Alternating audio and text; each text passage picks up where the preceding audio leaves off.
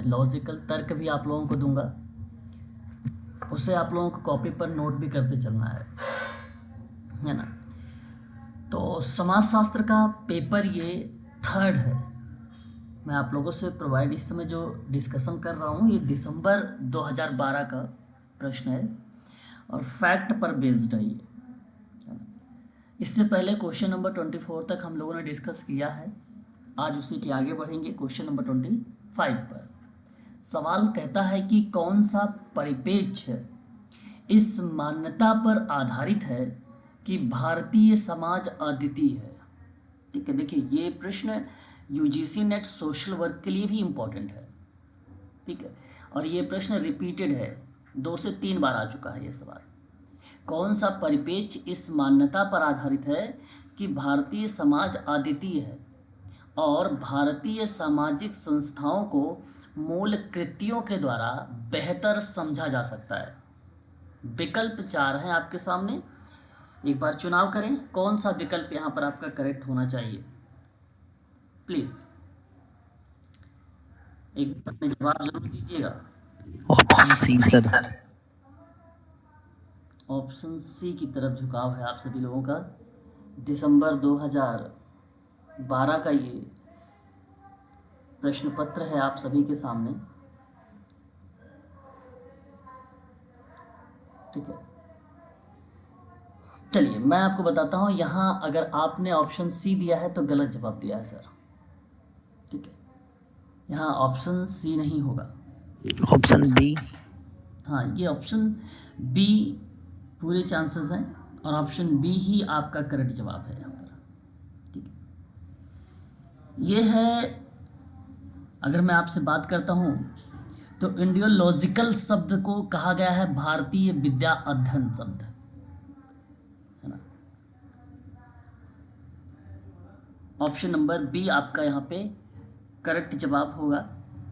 ठीक है, मेरा कहने का मतलब ये है कि भारतीय विद्या अध्ययन इस मान्यता पर आधारित है कि भारतीय समाज अद्वितीय है और भारतीय सामाजिक संस्थाओं को मूल कृतियों के द्वारा बेहतर समझा जा सकता है। भारतीय विद्या अध्ययन परिप्रेक्ष्य के अनुसार भारतीय समाज का अध्ययन करने के लिए ऐतिहासिक तुलनात्मक पद्धति और भारत विद्या के आधार पर अध्ययन किया जाता है। मैं आप लोगों को जीएस घुरई और लुइस डिमोंट 2 विद्वान के बारे में बताता हूँ। ये दोनों विद्वान भारतीय विद्या अध्ययन के प्रमुख समर्थक थे और इसमें सामाजिक संस्थाओं का अध्ययन प्राचीन भारतीय धर्मशास्त्र ग्रंथ, पुराण और इतिहास के आधार पर किया जाता है। इसीलिए भारतीय समाज अद्वितीय है और भारतीय सामाजिक संस्थाओं का मूल कृत्य सबसे अच्छे तरीके से अगर आप समझना चाहते हैं तो भारतीय विद्या अध्ययन के माध्यम से समझ सकते हैं, ना कि सभ्यता से संबंधित और ना ही उपाश्रयण के संबंध में और ना ही विकल्प डी प्रकारात्मक या संरचनात्मक। सही जवाब होगा आपका ऑप्शन बी। क्वेश्चन नंबर 26 देखिएगा। स्वास्थ्य तथा शारीरिक क्रियाशीलता बनाए रखने के लिए आवश्यक मूलभूत संसाधन का या अभाव के साथ किस प्रकार निर्धनता से संबंधित किया जा सकता है। ये आपके सामने सवाल है और ये कहता है कि which type of poverty, poverty का मतलब क्या होता है, गरीबी या निर्धनता। ठीक है,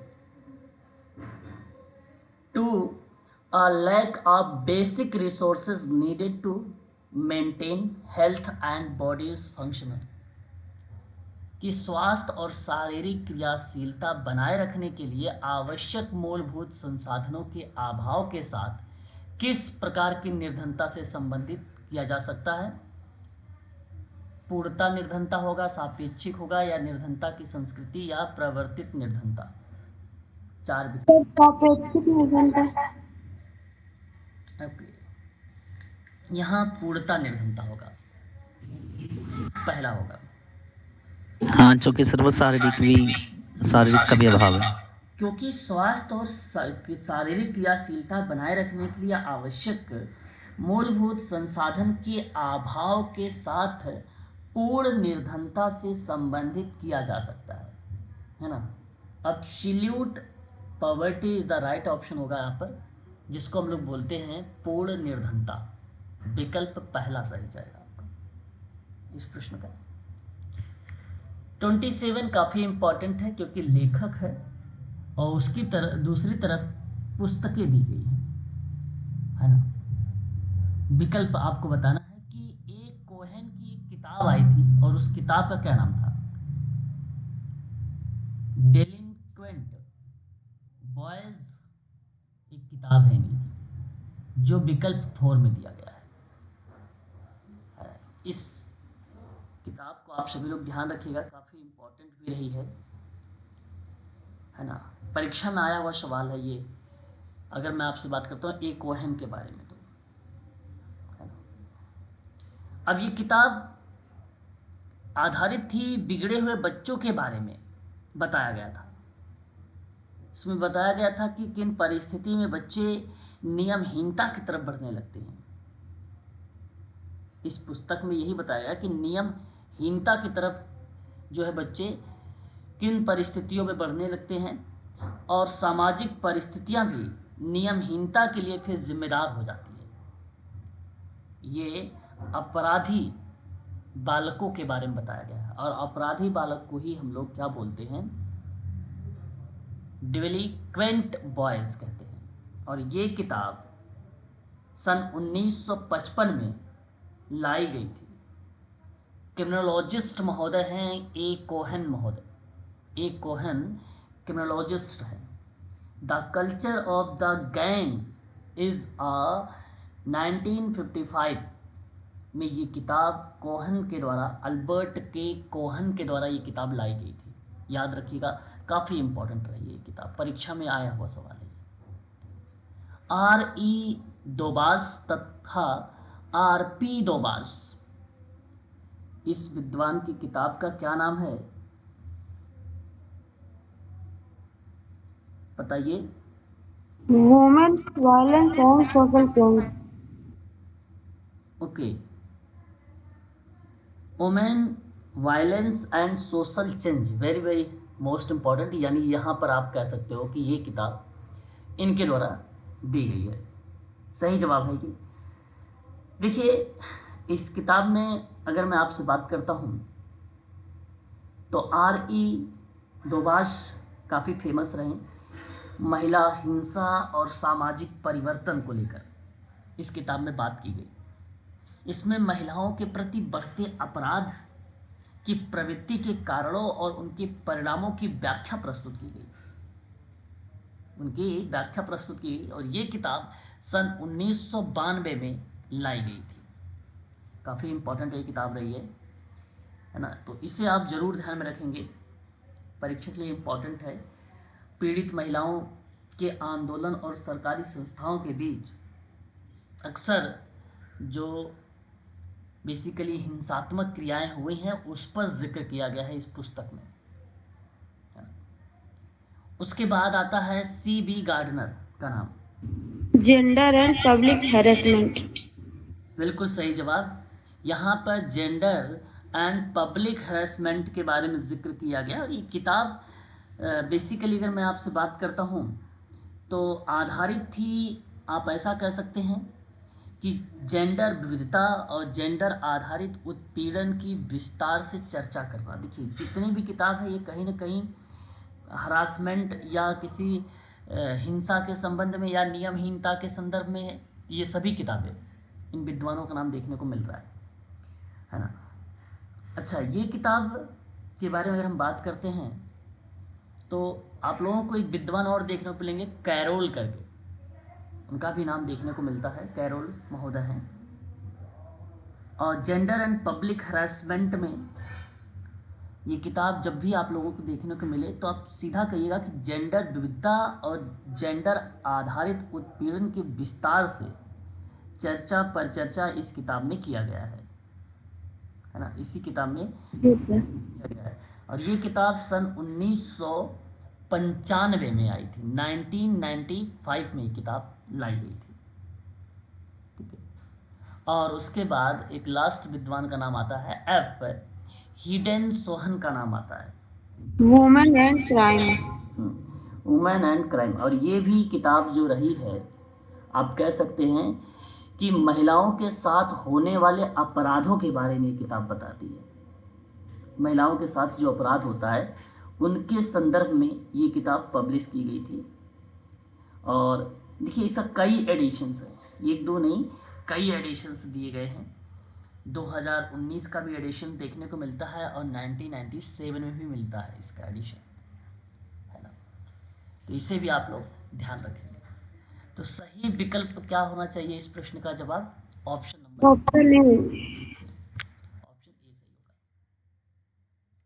जिससे हर किताब के बारे में क्या लिखा गया है, थोड़ा सा ये भी चीज़ें आप जरूर ध्यान रखेंगे। ठीक है, अगला सवाल हमारे सामने दिया गया है। देखिए, विलेज कंपोस्ट पिट तथा उसकी असफलता पर प्रोफेसर एस.सी. दुबे के अध्ययन का कारण क्या बना था? ये सवाल है क्वेश्चन नंबर 28 में। आपको बताना, चार विकल्प यहाँ पर हैं। S C. Dubey S C. Dubey on village compost pit and the failure is due to. विकल्प क्या होना चाहिए? Sir option sir option C. नहीं, विलेज कंपोस्ट फिट और उसकी असफलता पर प्रोफेसर एस.सी. दुबे के अध्ययन का कारण था जाति तथा लिंग की असमानता। विकल्प पहला सही था। Professor SC. दुबे ने अपनी किताब लिखा था इंडियन विलेज। मुझे याद है कि आप सब जानते भी होंगे इसके बारे में। जी सर। ग्रामीण जीवन, सामुदायिक विकास, आधुनिकीकरण और सामाजिक परिवर्तन, परंपरा का संबंध आदि पर चर्चा की गई। इसी पर जाति और लिंग की असमानता ही ग्रामीण संरचना को प्रभावित कर रही है। तो कहने का मतलब ये था कि विलेज कंपोस्ट फिट और उनकी असफलता पर प्रोफेसर एस.सी. दुबे का अध्ययन का कारण बना था जाति और जेंडर यानी लिंग की असमानता। विकल्प आपका पहला सही होगा।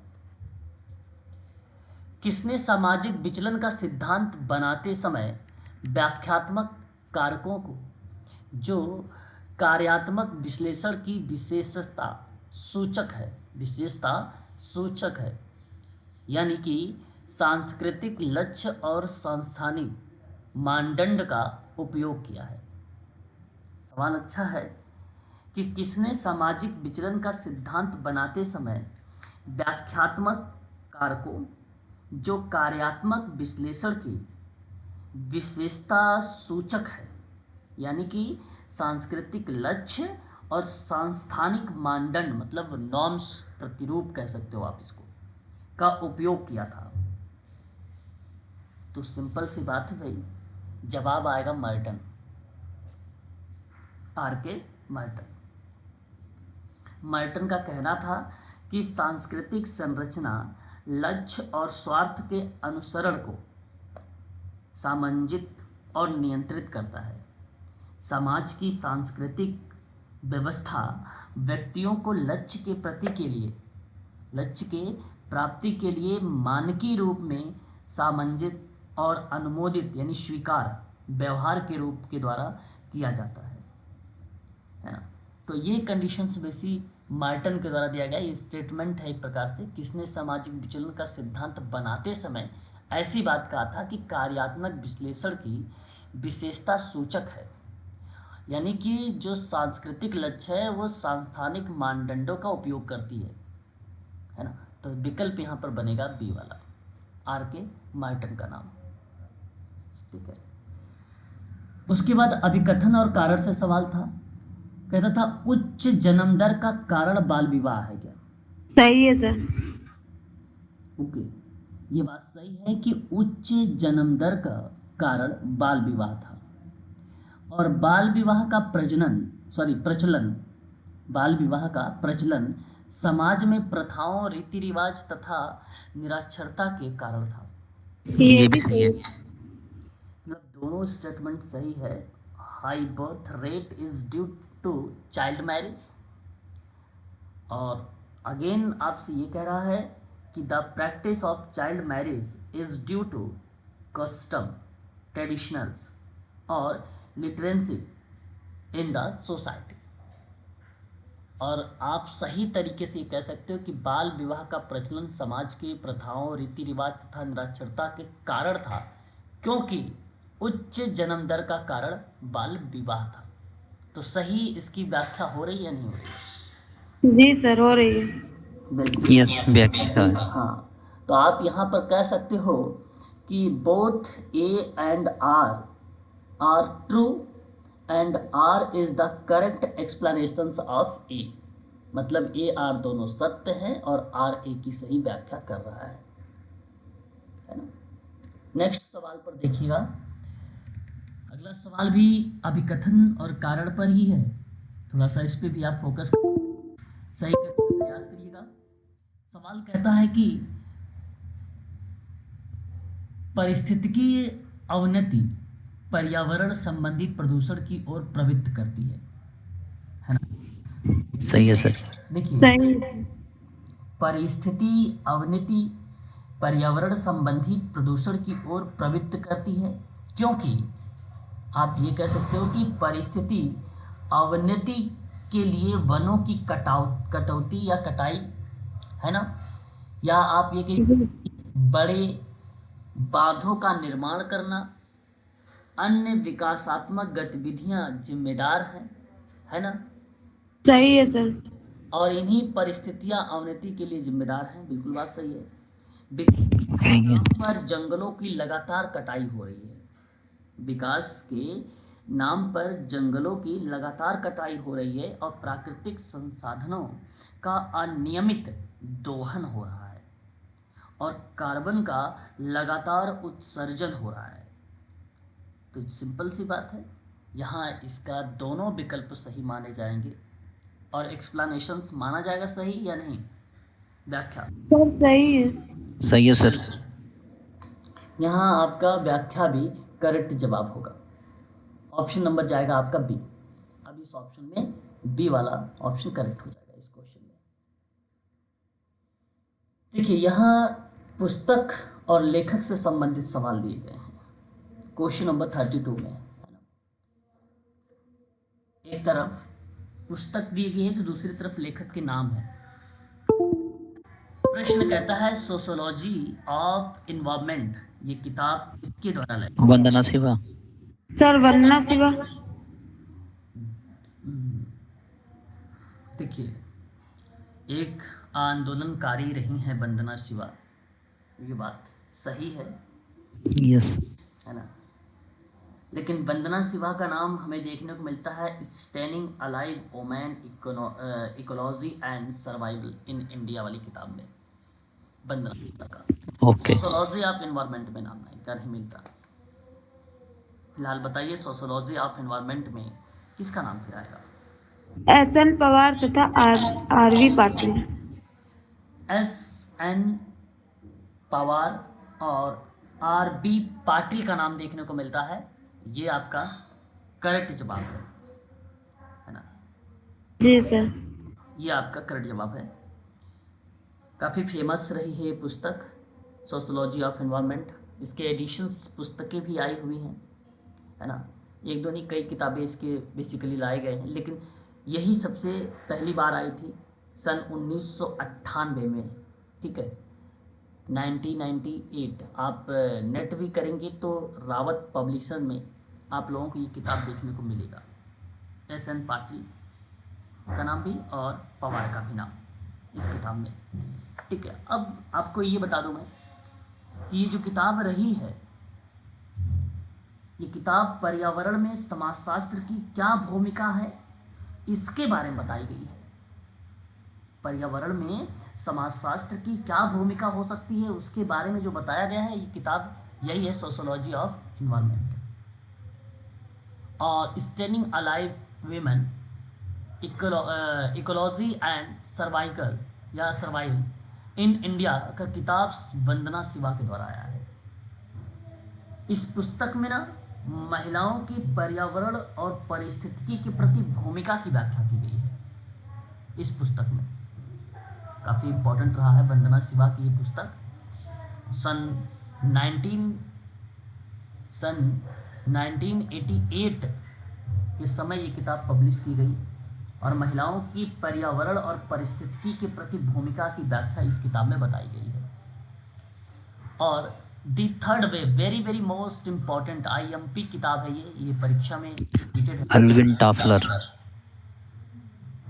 अच्छा, सही जवाब यहाँ पर अल्विन टॉफलर का ये तृतीय विश्व के बारे में बताया गया है।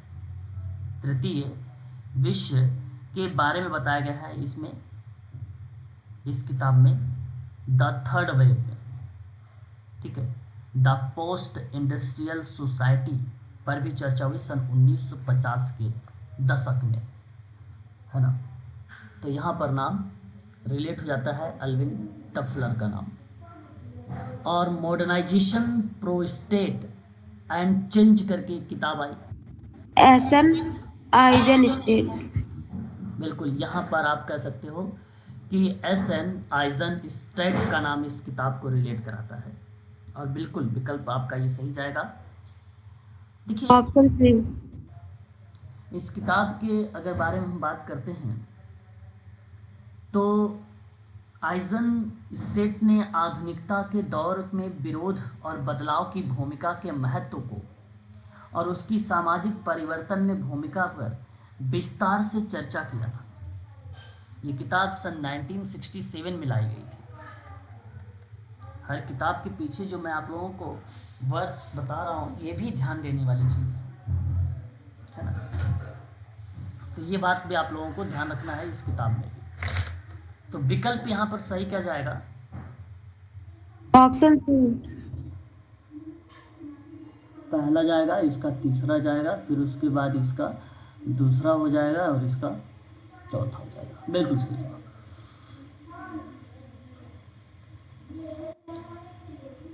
विकल्प सी होगा।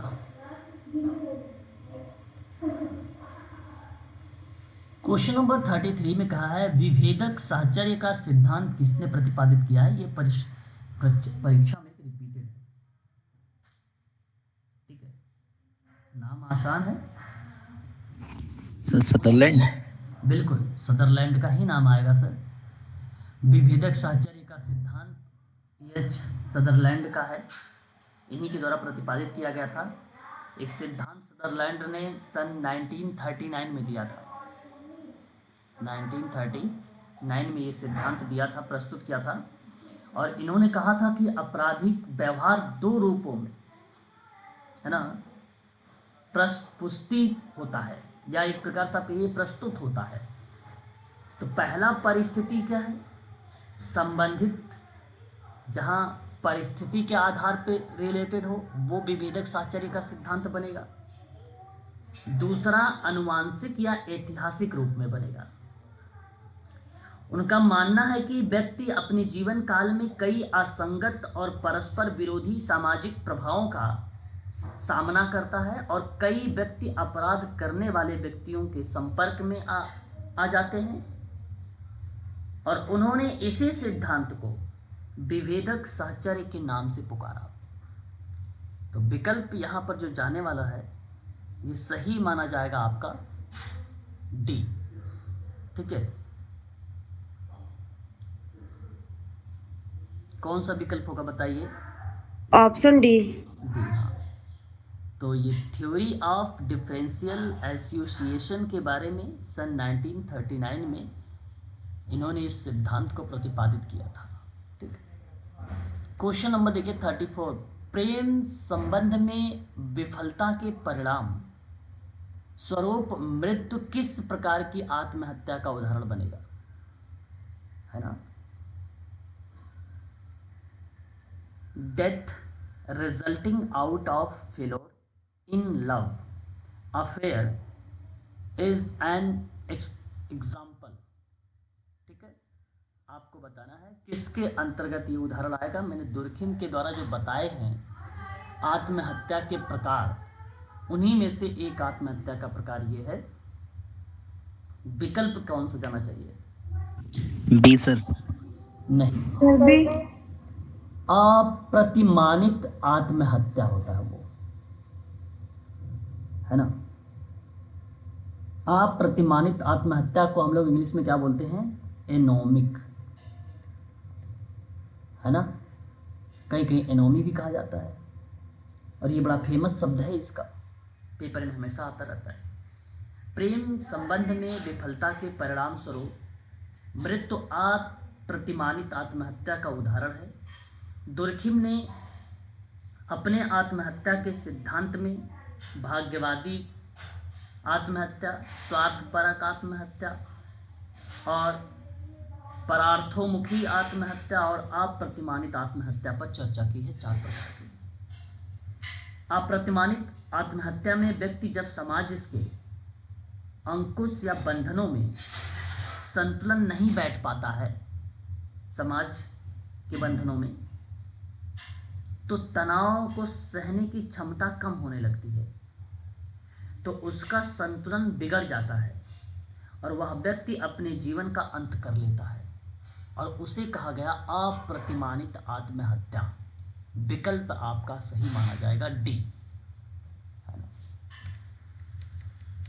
सामुदायिक पुलिस व्यवस्था का लक्ष्य निम्नलिखित माध्यम से अपराध को रोकना और नियंत्रित करना। कम्युनिटी पुलिसिंग सिस्टम है aim at prevention and control of crime through. जनता पुलिस, पुलिस और जनता या सेना,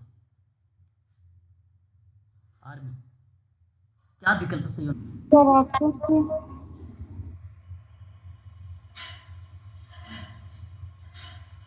जी, विकल्प सी होगा, पुलिस एंड जनता, पर पुलिस एंड पब्लिक भी आप कह सकते हो। सामुदायिक पुलिस व्यवस्था का लक्ष्य पुलिस तथा जनता के मध्य सहयोग और पारस्परिक विश्वास के माध्यम से अपराध को रोकने और उसमें नियंत्रण स्थापित करना है। सामुदायिक पुलिस व्यवस्था पुलिस के माध्यम से अपराध पर नियंत्रण करती है, परंतु इसमें जनता की भागीदारी भी अपरिहार्य होती है। विकल्प आपका यहाँ पर सी जाएगा। क्वेश्चन नंबर 36 में कहा गया है नशा मुक्ति केंद्र निम्नलिखित में से कौन सी सुविधाएं प्रदान करती है? नशा मुक्ति केंद्र, sir option D. Option D. परामर्श, मेडिकल सहायता, यौगिक आसन। जी, ऑप्शन डी होगा। तो यहाँ पर देखिए, नशा मुक्ति केंद्र परामर्श, मेडिकल सहायता, यौगिक आसन की सुविधाएं प्रदान करता है। नशा मुक्ति केंद्र ना परामर्शन, बातचीत का उपयोग करते हैं और सकारात्मक मार्गदर्शन भी करते हैं, जिससे पीड़ितों को नशा मुक्ति किया जा सके। और इसी संदर्भ में विकल्प आपका डी चला जाता है। क्वेश्चन नंबर 37, संघर्षरत दंपत्ति को न्यायिक पृथकता अधिकतम कितने अवधि के लिए दी जाती है? कितने अवधि के लिए दी जाती है संघर्षरत दंपत्ति को न्यायिक पृथकता? आसान सवाल है, 2 साल का। Option C. समझ रहे हैं आप ये सवाल? जी सर। सर थोड़ा सा बता दीजिए इसको। बिल्कुल सर। संघर्षरत दंपत्ति को न्यायिक पृथकता की जो अधिकतम अवधि रखी गई है वो 2 वर्ष रखी गई है। संघर्षरत दंपत्ति को 2 वर्ष की अवधि इसलिए देती है कि जिसमें दोनों के विचार में बदलाव आ सके। मतभेद दूर किया जा सके, पुनः दाम्पत्य जीवन गुजारने के लिए राजी हो जाए। जब हम तलाक, डिवोर्स वगैरह की बात करते हैं तो उस समय उनके न्यायिक पृथकता को लेकर अगर हम बात करते हैं तो 2 साल का समय दिया जाता है, और इसी 2 साल के बीच में उनको एक करने की पूरी कोशिश की जाती है। और यदि ऐसा ना होता है तो हिंदू विवाह अधिनियम की धारा 110 है, और उस धारा 10 में न्यायिक पृथक्करण का उपबंध किया गया है, तो उसके माध्यम से उसको अलग कर दिया जाता है। तो 2 साल का समय दिया जाता है, विकल्प आपका बनेगा। ये बात कोर्ट तक की अगर बात करते हैं तो ठीक है, तो वहाँ से ये बातें बेसिकली रिप्रेजेंट होती है। विकल्प आपका सी जाएगा, यानी 2 वर्ष। क्वेश्चन नंबर 38, सिगरेट, बीड़ी, तंबाकू, सिगार, है ना, सिगरेट, बीड़ी, तंबाकू, सिगार इत्यादि के सेवन से किस प्रकार का मादक द्रव्य प्राप्त होता है? नशा मुक्ति केंद्र में उपचार के विकल्प में नशा करने वालों को परामर्श और उपचार दिया जाता है, जैसा कभी आपने पिछले 2-3 क्वेश्चन पहले देखा है आपने, और उसी के परिप्रेक्ष्य में ये सवाल है। तो विकल्प क्या होना चाहिए? Sir nicotine. निकोटीन। बिल्कुल सही जवाब होगा निकोटीन, है ना। तो सिगरेट, बीड़ी, तंबाकू, सिगार इत्यादि के सेवन से निकोटीन द्रव्य प्राप्त होता है ना। किस प्रकार का मादक द्रव्य प्राप्त होता है? निकोटीन द्रव्य प्राप्त होता है। विकल्प आपका यहाँ पर जाएगा ये। लेकिन औषधियों में निकोटीन की मात्रा नहीं होती है, ये बात भी ध्यान रखिएगा, औषधियों में, है ना। और विकल्प आपका यहाँ पर बी सही होगा।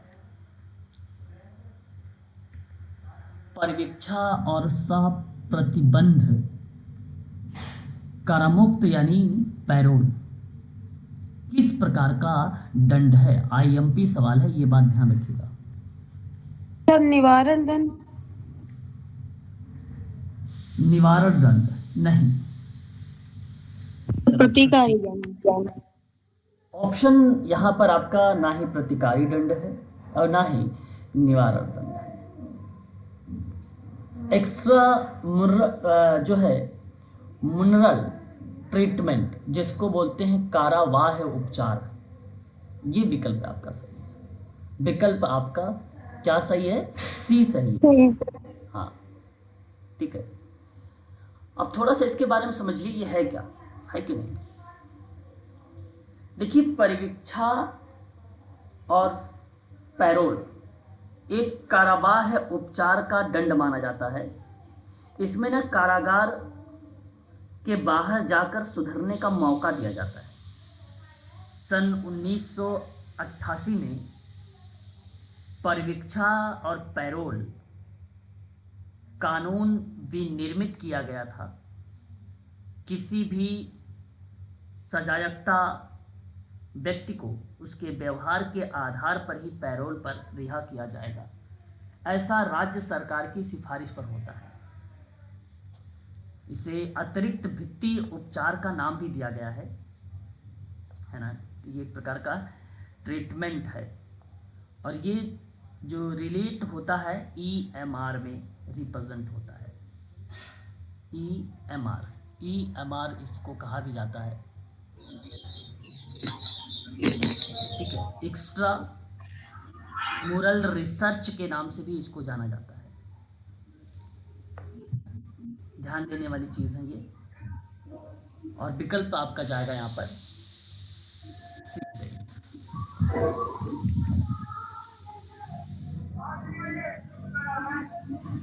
प्राथमिकता के प्राप्त रोगों के उपचार के लिए बेसिकली वो अतिरिक्त भित्ति या कारावाह उपचार जो है रिलेट होता है।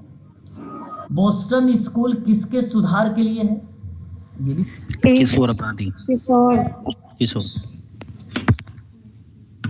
आपने बोस्टन स्कूल सुधार की बात किशोर अपराधी का नाम लिया है, तो आपने सही जवाब दिया है मुझे। और एक बात ध्यान रखिएगा, प्लीज म्यूट रहिएगा। बोस्टन स्कूल किशोर अपराधियों के लिए एक सुधार गृह है, एक सुधार गृह है। इस स्कूल में 16 से लेकर 21 साल 16 से लेकर 21 वर्ष के किशोरों को अपराधों से दूर रहने की शिक्षा दी जाती है। यह स्कूल 14 वर्ष से कम उम्र के किशोर अपराधियों को सुधारने का प्रयास करती है और जिससे किशोर समाज को मुख्य धारा में शामिल भी किया जाता है। तो विकल्प आपका जो जाएगा वो पहला वाला आपका यहाँ पे करेक्ट माना जाएगा। ठीक है, किशोर अपचारी या आप इसे किशोर अपराधी के नाम से भी जान सकते हैं। क्वेश्चन नंबर 41, पी कार्लेन एक विद्वान का नाम है। अब ये सवाल पूछा गया कि बताइए इसमें कौन से पुस्तक मतलब कौन सी इनकी पुस्तक जो है दी गई है। ये सवाल आपके सामने, तो क्या जवाब देना उचित समझेंगे? सर ऑप्शन ने women women's improvement study in social control. Women's imprisonment study in social control P Carlen के द्वारा दिया गया और ये किताब पब्लिश हुई थी पहली बार जब प्रकाशित हुई तो सन 1983 का वर्ष था। इसका मतलब है कि इस किताब में बताने का प्रयास किया गया कि महिलाओं के कारावास के अर्थों में विशेष रूप से जेल के क्षण के व्यापक अर्थों की खोज करता है ये किताब। कहने का मतलब है कि महिलाओं के ऊपर जो प्रतिबंध लगाए जाते हैं उनकी तुलना जेल से की गई है और इन्होंने अपने सामाजिक नियंत्रण के अध्ययन में इसकी चर्चा किया है कर्लेन ने। इम्प्रिजनमेंट या स्टडी इन सोशल कंट्रोल की पुस्तक में, और ये आपका पहला सही जाएगा। पी वॉल्टन तथा जे यंग महोदय की किताब I the new criminology revisited. हाँ, आप यहाँ पर कह सकते हैं द न्यू क्रिमिनोलॉजी जो है रीविजिटेड किताब सन 1973 में आई थी। द न्यू क्रिमिनोलॉजी प्रकाशित हुआ 1973 में और इसमें ना अपराध विज्ञान में एक प्रमुख पाठ्य पुस्तक के रूप में अपनी पहचान बनाई जिसने विद्वानों की एक पीढ़ी पर प्रभाव डाला है ना। और तब से यह लगातार पब्लिश हो ही रही है। एक प्रकार से अलग अलग तरीके से एडिशंस आती है लेकिन पहली बार आप ये कह सकते हो कि 1973 में ये पुस्तक लाई गई थी। डी क्लार्क एक विद्वान रहे। The sociology of death theory culture practice. बिल्कुल सही जवाब। और डी क्लार्क महोदय ने इस किताब को जब पब्लिश किया तो कहा कि समाज के मरते हुए स्वरूप के बारे में बताया और इसमें बताया गया कि किस प्रकार समाज सिद्धांत संस्कृति कर्मकांडता का दास हो रहा है और समाज अवनति की ओर बढ़ता जा रहा है। तो यही किताब सन 1992 में पब्लिश की गई थ्योरी कल्चर प्रैक्टिस के नाम से, डी क्लार्क के द्वारा। यानी सामने सामने सारा मैच हो रहा है। जी सर। आर कोलार्ड और एल ओहलीन की किताब डेलिंक्वेंसी एंड अपॉर्चुनिटीज, बिल्कुल डेलिक्वेंसी एंड अपॉर्चुनिटीज में ये किताब में बताया गया। इस किताब को अगर मैं आपसे बात करता हूँ तो ध्यान देने वाली बात है कि बताया गया कि नियमहीनता करने वाले, अभी डेलिक्वेंटी बॉयज़ करके आपने ऊपर एक किताब देखा था लुइस ड्यूमा का, है ना, अपराधी बालक के संबंध में था जो नियमहीनता की तरफ बढ़ रहे थे। नियमहीनता करने वाले व्यक्ति को यदि अवसर मिले तो वह नियमहीनता का व्यवहार नहीं करेगा, ऐसी बात यानी कंट्रोल के रिलेटेड में या कंट्रोल के संदर्भ में बताया गया है लियोड ई ओहलीन के द्वारा सन 1960 में ये किताब पब्लिश की गई थी। ठीक, तो ये आप सभी लोगों के सामने 1 2 3 विकल्प आपका पहला सही चला जाएगा। क्वेश्चन नंबर 42, निम्नलिखित में से किसने नौकरशाही के लिए तर्क वितर्क किया और भारत में राष्ट्र निर्माण का योगदान दिया? Very very most important question है, इसको आप जरूर ध्यान रखेंगे, है ना। क्वेश्चन नंबर 42 आपके सामने है, और हु अमंग ऑफ फॉलोइंग, है ना। और सवाल कहता है तर्क वितर्क यानी आर्ग्यूड फॉर ब्यूरोक्रेसी के बारे में जिक्र किया गया है। तो ये किस विद्वान का नाम देखने को मिलता है 42 में? सर जीएस घुरैया है। जीएस घुरैया का नाम बता रहे हैं। निम्न में आपको बताना यह है कि नौकरशाही के लिए तर्क वितर्क किया है, भारत में राष्ट्र निर्माण में योगदान दिया है। आर बैडिक्स का नाम आएगा, है ना। तर्क वितर्क किया और भारत में राष्ट्र निर्माण में योगदान दिया। इन्होंने पता है किया क्या था, मैं आपको बता दूं कि भारत के गांवों को आत्मनिर्भर इकाई बताया। नौकरशाही के गुणधर्मों की आलोचना इन्होंने की। इन्होंने मशीनीकरण के स्वरूप और संवेदनशीलता की कमी की आलोचना किया है। भारत के गांवों की समृद्धि के आधार पर राष्ट्र निर्माण के बारे में बताया है। विकल्प आर बैडिक्स का नाम आएगा, सी सही जवाब होगा। सी विकल्प आपका सही होगा। क्वेश्चन नंबर 43 है, बहुत अच्छा क्वेश्चन है ये, थोड़ा सा बड़ा है लेकिन इस पर विचार विमर्श करके ही आपको इस सवाल को सही करना होगा, है ना। सवाल बहुत ध्यान से सुनिएगा। धर्मनिरपेक्षवाद, ठीक है, धर्मनिरपेक्षवाद धार्मिक विभेदों से उत्पन्न होने वाली विभाजनात्मक को नियंत्रित करता है और द्रुत विकास और राष्ट्र निर्माण की प्रक्रियाओं के लिए मार्ग भी साफ करता है। उपर्युक्त जो कथन है इसके अकॉर्डिंग बताना है कि निम्न में से बताइए कौन सा धर्मनिरपेक्षवाद का घटक नहीं है, इसके कंपोनेंट नहीं है। देखिए पहला ऑप्शन, सामाजिक आर्थिक और राजनीतिक व्यवस्था का एकीकरण जो विभिन्न उप समूहों के परस्पर संबंधित कर सकता है, उनमें अंतर्वेदन कर सकता है। देखिए ये धर्मनिरपेक्षता के संदर्भ में बात कही गई है। जो विकल्प ए है ये धर्मनिरपेक्ष को रिलेट करता है, क्योंकि सामाजिक आर्थिक और राजनीतिक व्यवस्था का एकीकरण करना है, तो यहाँ पे धर्मनिरपेक्षता का पार्ट माना जाएगा कि पहला वाला पॉइंट है, और ये पॉइंट रिलेट कर देता है इसको।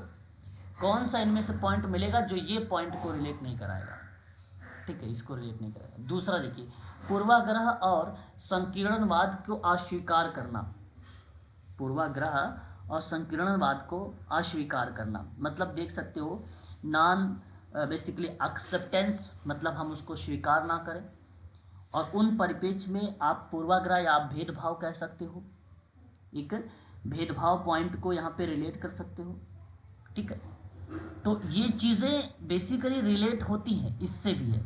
धर्मनिरपेक्षतावाद धार्मिक भेदों से उत्पन्न होने वाली जो विभाजनात्मक को नियंत्रित करता है और द्रुत विकास का और राष्ट्र निर्माण की प्रक्रियाओं के लिए मार्ग उसे साफ करता है। तो इनसे संबंधित बताना है कि धर्मनिरपेक्षता का घटक कौन सा नहीं है, तो इनके अंतर्गत। और बताइए भेदभाव वगैरह होता ही नहीं, ये बात सही है, और ये हमेशा बेसिकली अस्वीकार के रूप में होता है ना। अंतर्निर्भरता तथा सहयोग के प्रत्यक्ष प्रदर्शित लाभ, है ना। ये तो सब धर्मनिरपेक्ष को रिलेट कराएगा। देखिए मैं आपको बताता हूँ यहाँ पे, धर्मनिरपेक्षतावाद धार्मिक भेदों से उत्पन्न होने वाली विभाजनात्मक को नियंत्रित करता है, तो इस प्रक्रिया में द्रुत विकास राष्ट्र निर्माण की प्रक्रियाओं के लिए मार्ग भी साफ करता है, और उन्हीं कथन के अनुसार सामाजिक विकास में धर्मनिरपेक्षवाद की महत्वपूर्ण भूमिका क्या बननी चाहिए, है ना।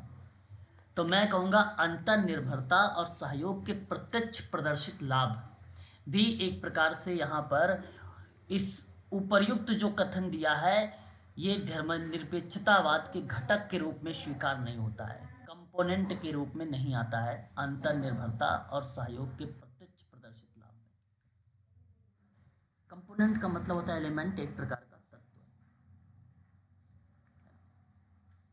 अब बचता है आपके सामने विकल्प डी, आदिम निष्ठा। समाज में सामाजिक अभिनियंत्रित का हिस्सा है तो कभी भी सामाजिक एकीकरण का विकास नहीं हो सकता, कभी भी, ठीक है, कभी भी नहीं हो सकता। तो इस परिप्रेक्ष्य में अगर हम बात करते हैं, हमें सवाल यही था कि सामाजिक एकीकरण के विकास में बताइए कौन सा नहीं हो सकता है, तो आप विकल्प यही बताएंगे, विकल्प डी। यस। सही जवाब डी होगा। धर्मनिरपेक्षीकरण की अवधारणा का जिस प्रकार से भारतीय संविधान में उपयोग किया गया है उसका तात्पर्य है राज्य किसी भी धर्म को संरक्षण देता है, संरक्षण नहीं देता है, संरक्षण नहीं देता है। क्या ये विकल्प सही है? गलत है सर। सर गलत है। अरे भाई, धर्मनिरपेक्षीकरण की अवधारणा का जिस प्रकार भारतीय संविधान में उपयोग किया गया है उसके अंतर्गत राज्य किसी भी धर्म को संरक्षण नहीं देता है। वहीं आधुनिक समाज में धर्म का महत्व रहा है आज के समय में, क्योंकि धर्म हमेशा समाज को जोड़ने का कार्य करता है। धर्म का अर्थ है संस्कारों को धारण करना, अर्थात यह हमारे समाजीकरण में बहुत महत्व रखता है और हमें किसी भी प्रकार का नियमहीनता से रोकता है। तो मेरा कहने का मतलब ये है कि पहला वाला जो पॉइंट आपका जाएगा यहाँ पे, ये सत्य होगा। और आधुनिक समाज में धर्म का कोई महत्व नहीं रहा, ये असत्य होगा। आज के समय में नहीं है क्या धर्म? आज के समय में तो बहुत ज़्यादा धर्म का महत्व है।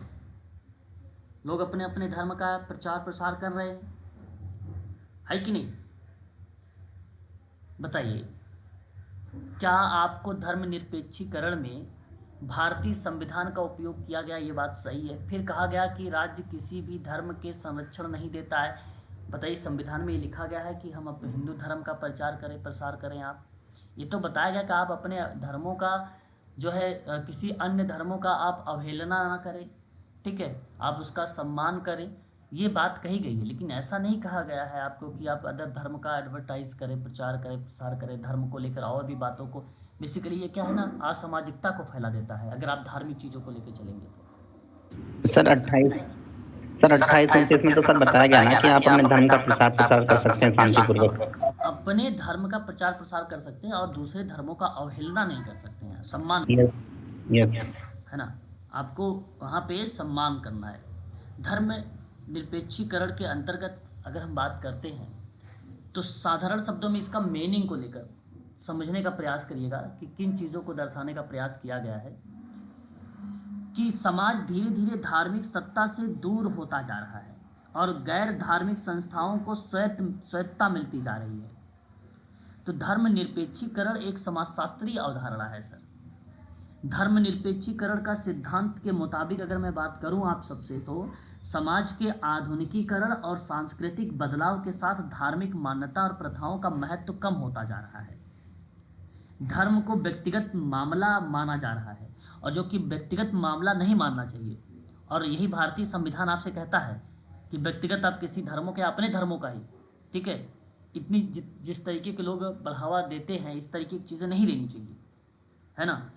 क्योंकि वहाँ पे भी असामाजिकता फैल जाती है और बिलगाव या अलगाव की जो है प्रक्रिया बेसिकली आ जाती है, विद्रोह की प्रक्रिया भी आ सकती है। राजनीति और किसी भी धार्मिक मामले में या मामले से धर्म को दूर रखें, ऐसी बात कहता है धर्मनिरपेक्षता। धर्मनिरपेक्षता का मतलब है कि सरकार किसी धर्म के पक्ष में या किसी धर्म के खिलाफ भेदभाव ना करे, ऐसी बात कही गई है। तो पहला वाला सही है, दूसरा असत्य है। व्याख्या तो हो ही नहीं रही है, इसका मतलब सही जवाब क्या होना चाहिए? सी। जी सर। सत्य है, आर असत्य है। ये सर पहला वाला सर समझ में ना आया। पहला वाला, हाँ सर, वही धर्मनिरपेक्ष वाला, मतलब ये तो सर मतलब राज्य सर अगर किसी भी धर्म का अगर कोई उल्लंघन करेगा तो वो तो उसका उसको भाई मतलब। मैंने अभी एक ही बात बोला, आपने सुना ही नहीं। फिर सुनिए मेरी बात, मैंने कहा कि सरकार किसी भी धर्म के पक्ष में या किसी भी धर्म के खिलाफ भेदभाव ना करे, ऐसी बात करता है। तो कहने का मतलब ये हुआ कि धर्मनिरपेक्षीकरण की अवधारणा जिस प्रकार भारतीय संविधान में उपयोग किया गया है, ये तो लाइन यहाँ तक क्लियर है। फिर कहा कि उसका तात्पर्य है कि राज्य किसी भी धर्म को संरक्षण नहीं देता है। राज्य किसी भी धर्म को संरक्षण नहीं देता, मतलब आप सोचो, जैसे अभी अगर मैं केंद्र सरकार की बात करें या हम राज्य सरकार की बात करें, राज्य थोड़ी ना कहता है कि आप जैसे धर्म को, आप अपने धर्म को मानो, दूसरे धर्म की अवहेलना करो, तो यानी किसी भी धर्म के संरक्षण नहीं देता। अभी भी नहीं सर, सुनिए मेरी बात, समझना है सर, मैं आगे बता सर समझना। मेरा कहने का मतलब है सर कि भारत एक धर्मनिरपेक्ष राज्य है, ये बात आपको पता है, और राज्य किसी भी धर्म का संरक्षण नहीं देता। कैसे? भारत की संविधान सभा ने भारत को धर्मनिरपेक्ष राज्य घोषित किया है, ये तो पता होगा आपको। Yes sir. भारत में राज्य का कोई धर्म नहीं है, भारत में राज्य का कोई धर्म नहीं है, राज्य का, बात को समझिएगा, और नागरिकों को अपनी पसंद के धर्म को मानने और उसका प्रचार करने की आजादी देती है। करते भी है, ऐसा है। क्लियर। धर्मनिरपेक्षता का मतलब है कि राज्य किसी धर्म का समर्थन या विरोध नहीं करता है। क्या राज्य ऐसा करता है? किसी का विरोध करे, किसी को समर्थन करे? नहीं। ये देखो अलग की बात है कि अगर हम कर रहे हैं, ये देखो हमें पॉजिटिव बातें करनी है ना, हम पॉजिटिव हिसाब से बात कर रहे हैं। अब बहुत लोग हिंदू धर्म के, बहुत लोग मुस्लिम धर्म के, तो अपने अपने धर्मों का वो तो एडवर्टाइज करते रहते हैं, है ना। राज्य ना तो किसी खास धर्म को थोपेगा और ना ही लोगों को धार्मिक आज़ादी छीनेगा, राज्य ऐसा कभी नहीं करता। धर्मनिरपेक्षता का मतलब राज्य धर्म के आधार पर किसी नागरिक से भेदभाव नहीं करेगा भाई, कभी नहीं करेगा। तो यही बात पहले पॉइंट में कही गई है, ठीक है। भारतीय संविधान के अनुच्छेद 25 में अगर हम बात करें तो नागरिकों को धार्मिक विश्वासों और प्रथाओं को मानने और अभ्यास करने का अधिकार देता है। वहीं अगर संविधान के अंतर्गत अनुच्छेद 14 की बात करते हैं तो उसके मुताबिक कहा गया है कि भारतीय राज्य क्षेत्र में सभी लोगों कानून की नज़र में बराबर हैं, है कि नहीं? सभी लोग क्या है, कानून की नज़र में बराबर है, तो क्यों करेगा भेदभाव? ठीक है, तो इसलिए आप यहाँ पर कह सकते हैं धर्मनिरपेक्ष शब्द भारतीय संविधान की प्रस्तावना में 42वां संविधान संशोधन हुआ था 1976 में, है ना। भारत का इसीलिए एक आधिकारिक राज्य नहीं माना गया। हर व्यक्ति को उपदेश, अभ्यास, किसी भी धर्म का चुनाव प्रचार करने का अधिकार देता है। सरकार के पक्ष में या किसी भी धर्म के खिलाफ भेदभाव नहीं करना चाहिए, ये बात भी बताता है ना। तो विकल्प आपका यहाँ पर सी जाएगा। किताब का नाम, ठीक है, रिलेट कराना है आप लोगों को, और किताब है आपके सामने मॉडर्नाइजेशन ऑफ इंडियन ट्रेडिशनल। ये किताब तो फेमस है, आप लोगों को पता भी होगा। किसके द्वारा लिखी गई है ये किताब? आप जवाब भी दे सकते हैं। किसके द्वारा ये किताब पब्लिश की गई है? योगेंद्र सिंह के द्वारा। क्यों भाई? योगेंद्र सिंह के द्वारा ही किताब बनाई गई ना। ये तो योगेंद्र सिंह ने ये किताब सन 1973 में लाया था भाई, 1973 में। समाज में आधुनिकता के प्रभाव का विश्लेषित करता है और किस प्रकार आधुनिकता हमारे रीति रिवाजों पर प्रभाव डाल रही है, उसी में ये किताब में जो है पब्लिश किया है योगेंद्र सिंह ने। वाई सिंह नाम है। ये आपका सही जवाब होगा। उसके बाद एक दूसरी किताब हमारे सामने रिप्रेजेंट होती है कि when a great traditional modernization के बारे में जिक्र किया गया। ये किताब सन 1972 यानी 1972 में ये किताब लाई गई। 72 में ये किताब पब्लिश की गई मिल्टर सिंगर के द्वारा। इन्होंने बताया कि कब रीति रिवाज आधुनिकता तरीकों में महान बनते हैं, इस किताब में बताया गया। ठीक है, कास्ट इन मॉडर्न इंडिया बहुत इंपॉर्टेंट किताब है ये। इस क्वेश्चन की बात करें तो इंपॉर्टेंट है ही ये क्वेश्चन। इसको आप एम.एन. श्रीनिवासन का नाम आता है। बिल्कुल सही जवाब कहा आपने। एम.एन. श्रीनिवासन बहुत ही फेमस पर्सन रहा है ना। इसका कई बार अगर हम लोग जब बात करते हैं एम.एन. निवासन के बारे में, भारतीय समाजशास्त्री रहे हैं। इनकी एक नहीं कई किताबें इनकी बेसिकली रिप्रेजेंट हुई है। मैंने इनके बारे में आप लोगों से नोट भी करवाया है ना। कास्ट इन मॉडर्न इंडिया किताब 1962 में ये किताब आई थी, है ना। इनकी किताब बहुत इंपॉर्टेंट किताब है ये, याद रखिएगा। कास्ट क्लास एंड पावर करके किताब, आंद्रे बिताई का नाम। आंद्रे बिताई का नाम मतलब इन्होंने जाति के वर्ग को बनने की प्रवृत्ति को बताया है। जब वे जातियां शक्ति पा जाती हैं ना तो उसके स्वरूप भी बदल जाते हैं। उसका वर्णन आंद्रे बिताई की इस किताब में देखने को मिला है सभी लोगों को। Caste and class power, Andre Beteille बहुत ही फेमस पर्सन। और ये 3rd एडिशन अभी हाल ही की बात करता हूँ 2012 की है, 3rd वाला, है ना।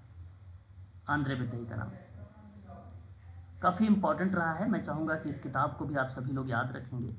परीक्षा में इनका नाम हमेशा पूछा ही जाता है और इनकी कई किताबें रही हैं, लेकिन ये किताब काफ़ी फेमस रही। जब पहली बार आई थी तो वो किताब थी 1965 का वर्ष, जो लास्ट वाला है वो 2012 का है एडिशन। ठीक है, ये आपको ध्यान रखना होगा। सही विकल्प सब सामने सामने मैच हो रहा है ना, तो 1 2 3 आपका क्या चला जाएगा, पहला विकल्प आपका सही हो जाएगा। यह किसका कथन है कि भारत में परिवर्तन की दिशा परंपरा उन्मुखीकरण से आधुनिकीकरण की ओर रेखीय विकासात्मक रूप निरूपित करती है? ये किसका कथन है? भारत में परिवर्तन की दिशा जो है परंपरा उन्मुखीकरण से आधुनिकीकरण की ओर एक रेखीय विकासात्मक रूप में बदल रहा है या चल रहा है, तो नाम किसका आना चाहिए? योगेंद्र सिंह का। योगेंद्र सिंह ने तो इसमें बताया है मॉडर्नाइजेशन ऑफ इंडियन ट्रेडिशनल वाली किताब में, जो ऊपर मैंने नोट करवाया अभी आप लोगों को जी सर। उसी किताब में तो इसने आधुनिकता हमारे रीति रिवाजों पर प्रभाव डाल रही है किस तरीके से, उसी में ये जिक्र किया गया है योगेंद्र सिंह के द्वारा। विकल्प आपका 4 यानी डी सही जवाब है। क्वेश्चन नंबर 47 में देखिए, कुछ विद्वानों का कहना है कि जिन देशों में हाल ही में समाजशास्त्र विषय का प्रारंभ किया गया है वहां विषय का देशीकरण करने के लिए आवश्यकता है।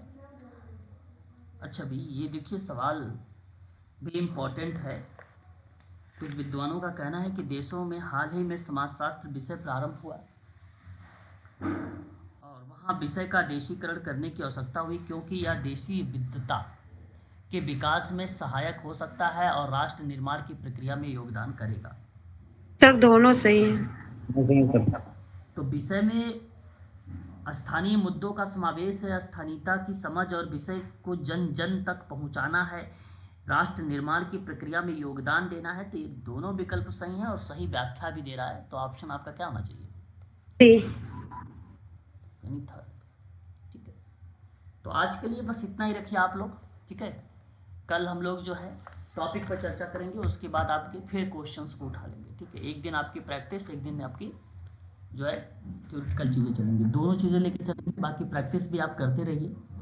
ठीक है, साथ GC नेट की बच्चों की भी क्लास रहेगी, है ना। जी सर, थैंक यू।